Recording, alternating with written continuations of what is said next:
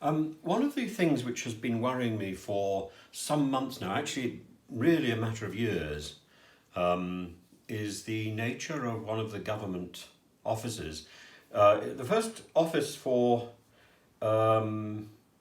culture and media, or whatever we want to call it, was formed by John Major. It got off to a really bad start because David Mellor was the first minister, and he then got caught wearing a football shirt, well, in an inappropriate way. It reminds me a little bit of Matt Hancock.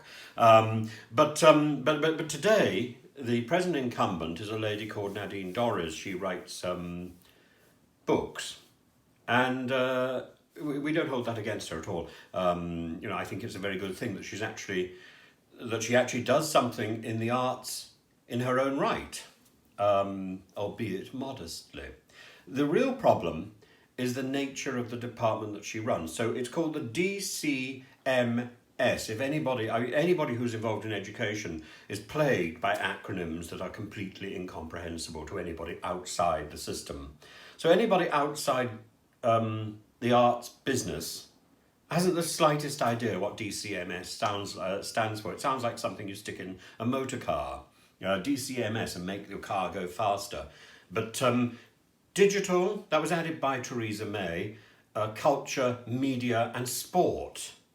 I have no idea what sport's got to do. Actually, fascinating, the last minister, whose name I prefer to forget, I wrote to him many times and he never bothered to reply to me. Nadine Dorries isn't very good at replying to letters either. But the last minister seemed intent on rah-rahing for sport at the expense of theatre. So we had the appalling spectacle of the Wyndham's Theatre Canopy, which a theatre which was closed, being vandalised by football fans, and this man was cheering on the football. He had to take a broader view. COVID was attacking us all, and COVID was particularly attacking the arts. We need, I think now, it's really essential that the arts is removed from this baggage and it gets its own minister with a place at the table. Look, come and see. Look, Bay's already taken an interest in this. Come and see what Nadine Dorries was posting about. Nadine Dorries is the minister, and she's posting a picture of a hedgehog. Now, I'm a great fan of hedgehogs. I remember when I was small, I remember rescuing hedgehogs. A very good thing to rescue. But I don't see that the hedgehog should be dominating the Twitter page of the minister whose responsibility is right at the fore at the moment. She needs to be dealing with those theatres that are closed at the one time in the year when they can bank on revenue during panto season.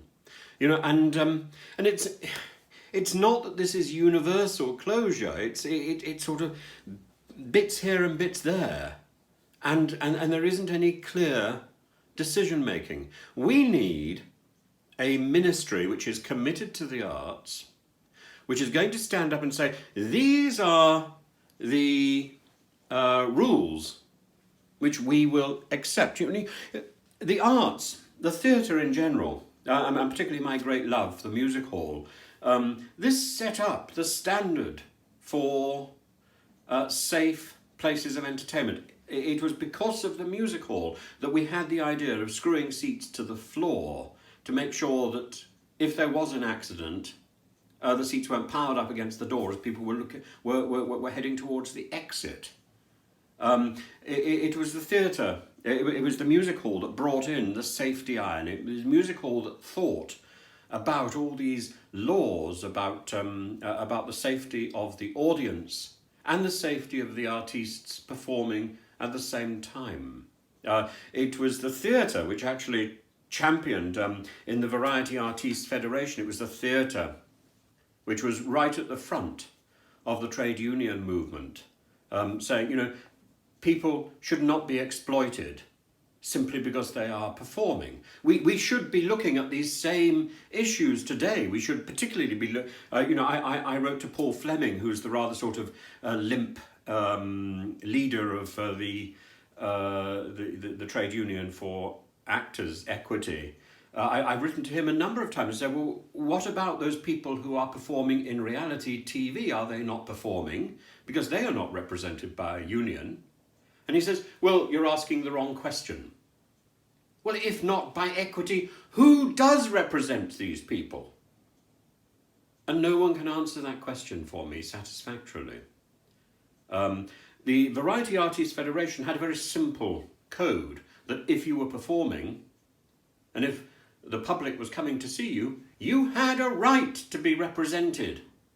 And you had a right to look to others to push your case, particularly if there was abusive management.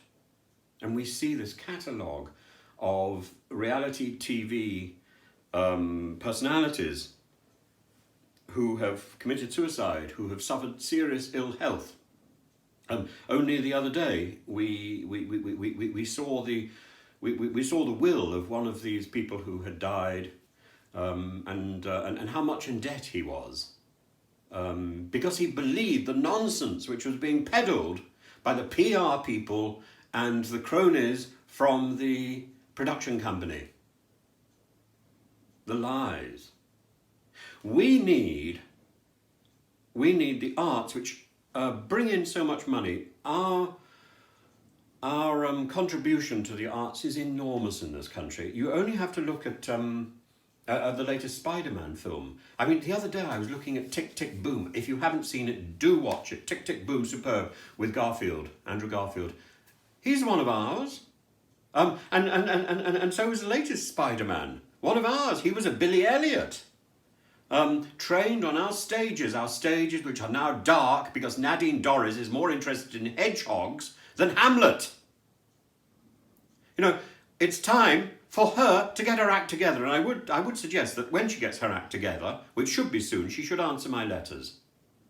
Anyway, the rest of you, please sign up to my channel and ring the bell. Ring the bell. Let's bring in Christmas in a magnificent way. Have fun.